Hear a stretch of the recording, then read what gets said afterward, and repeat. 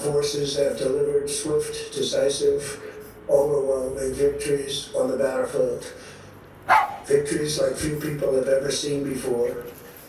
Tonight, Iran's Navy is gone. Their Air Force is in ruins. Their leaders, most of them, perished. Check if I am live with your thing. Their command and control How of the come? Islamic Revolutionary Guard Corps is being decimated as we speak.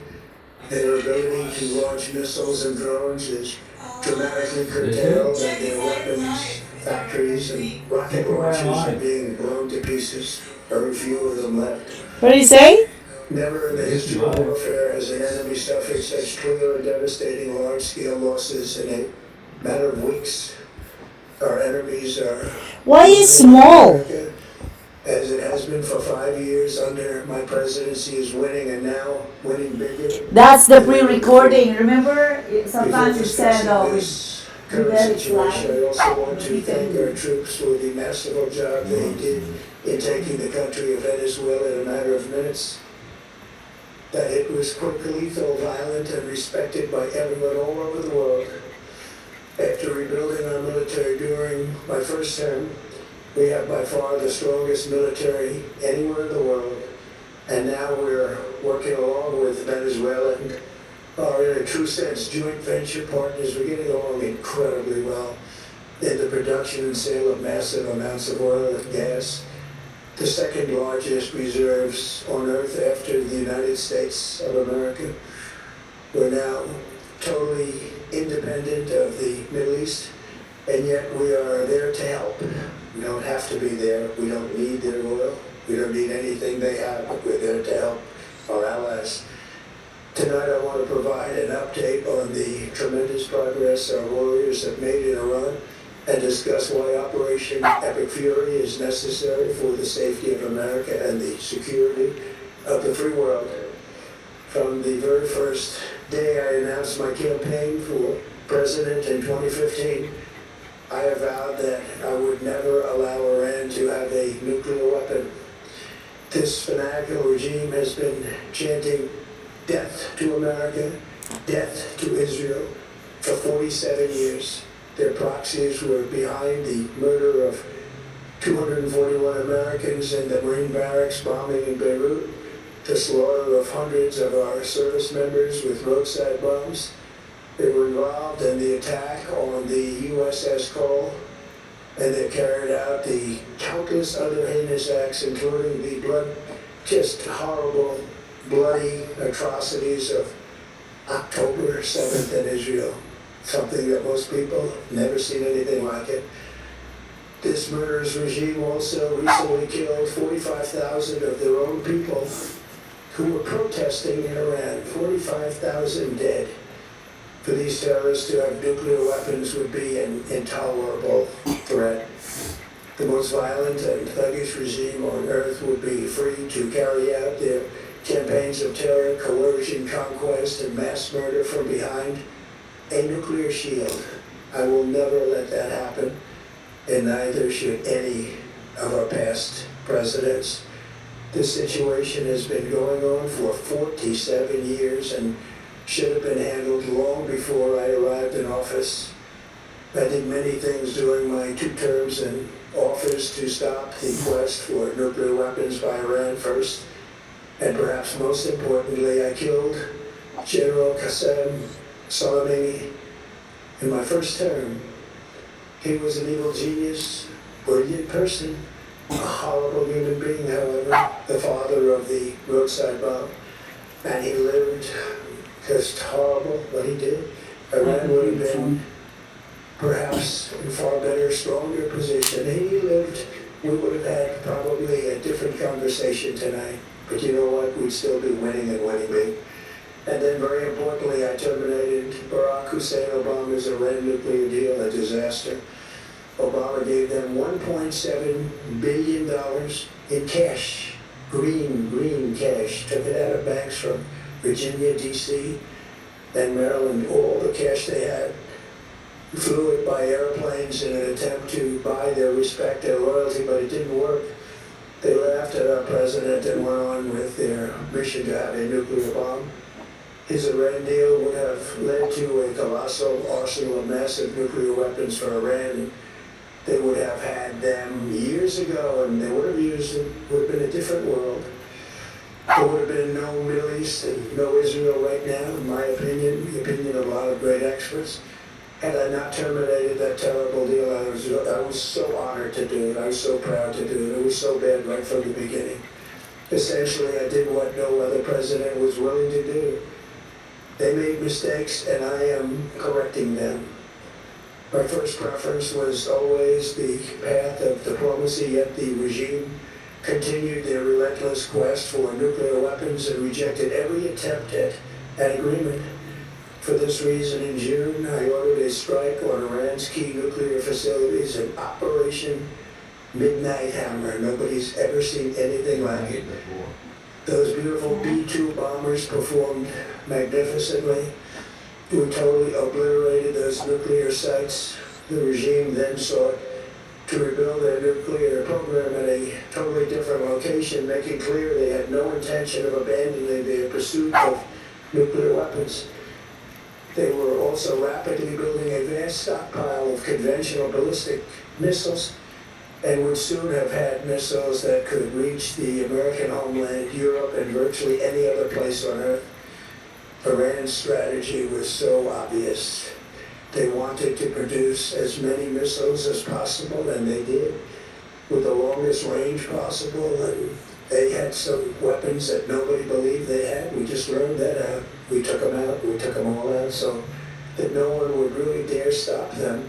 And they raced for a nuclear bomb, a nuclear weapon like nobody's ever seen before. They were right at the doorstep. For years, everyone has said that Iran cannot have nuclear weapons, but in the end, those are just words if you're not willing to take action when the time comes. As I stated in my announcement of Operation Epic Fury, our objectives are very simple and clear. We are systematically dismantling the regime's ability to threaten America or project power outside of their borders. That means eliminating Iran's Navy, which is now absolutely destroyed, hurting their Air Force and their missile program at levels never seen before, and annihilating their defense industrial base. We've done all of it. Their Navy is gone, their Air Force is gone, their missiles are just about used up or beaten. Taken together, these actions will cripple Iran military, crush their ability to support terrorist proxies, and deny them the ability to build a nuclear bomb.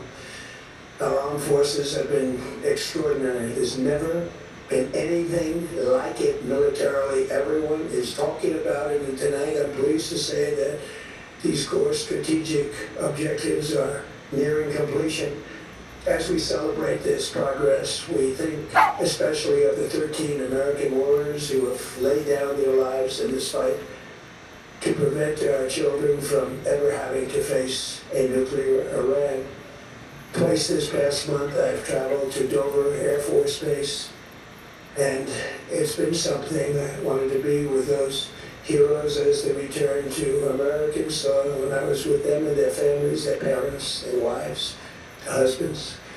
We salute them, and now we must honor them by completing the mission for which they gave their lives. And every single one of the people, their loved ones said, "Please, sir, please finish the job." Every one of them. And we are going to finish the job, and we're going to finish it very fast. We're getting very close. I want to thank our allies in the Middle East, Israel, Saudi Arabia, Qatar, the UAE, Kuwait, and Bahrain. They've been great, and we will not let them get hurt or fail in any way, shape, or form. Many Americans have been concerned to see the recent rise in gasoline prices here at home. This short-term increase has been entirely the result of the Iranian regime launching deranged terror attacks against commercial oil tankers in neighboring countries that have nothing to do with the conflict. This is yet more proof that Iran can never be trusted with nuclear weapons. They will use them, and they will use them quickly. It would lead to decades of extortion, economic pain and instability worse than we can ever imagine. The United States has never been better prepared economically to confront this threat. You all know that. We built the strongest economy in history. We're going through it right now, the strongest in history. In 1 year, we've taken a dead and crippled country. I hate to say that, but we were a dead and crippled country after the last administration and made it the hottest country anywhere in the world by far, with no inflation, record-setting investments coming into the United States, over $18 trillion, and the highest stock market ever, with 53 all-time record highs in just 1 year. It all positioned us to get rid of a cancer that has long simmered. It's known as the nuclear Iran, and they didn't know what was coming. They'd never imagined it. Remember, because of our drill baby drill program, America has plenty of gas. We have so much gas. Under my leadership, we are #1 producer of oil and gas on the planet, without even discussing the millions of barrels that we're getting from Venezuela. Because of the Trump administration's policies, we produce more oil and gas than Saudi Arabia and Russia combined. Think of that, Saudi Arabia and Russia combined. And that number will soon be substantially higher than that. There's no country like us anywhere in the world, and we're in great shape for the future. The United States imports almost no oil through the Hormuz Strait and won't be taking any in the future. We don't need it. We haven't needed it, and we don't need it.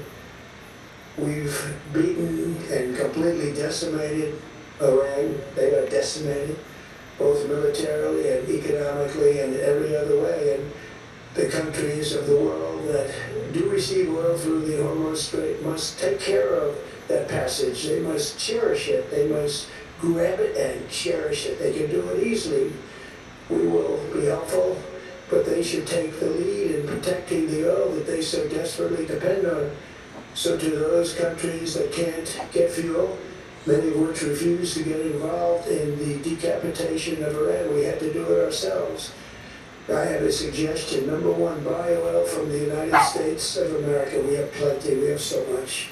And #2, build up some delayed courage. Should have done it before. Should have done it with us, as we asked. Go to the strait and just take it. Protect it. Use it for yourselves. Iran has been essentially decimated. The hard part is done, so it should be easy. And in any event, when this conflict is over, the strait will open up naturally. It'll just open up naturally. They're going to want to be able to sell oil because that's all they have to try and rebuild. It will resume the flowing, and the gas prices will rapidly come back down. Stock prices will rapidly go back up. They haven't come down very much, frankly. They came down a little bit, but they've had some very good days over the last couple of days. We've done actually much better than I thought, but we had to take that little journey to Iran to get rid of this horrible threat. With our historic tax cuts, where people are just now talking about receiving larger refunds than they ever thought possible. They are getting so much more money than they thought. That's really great, big, beautiful bill.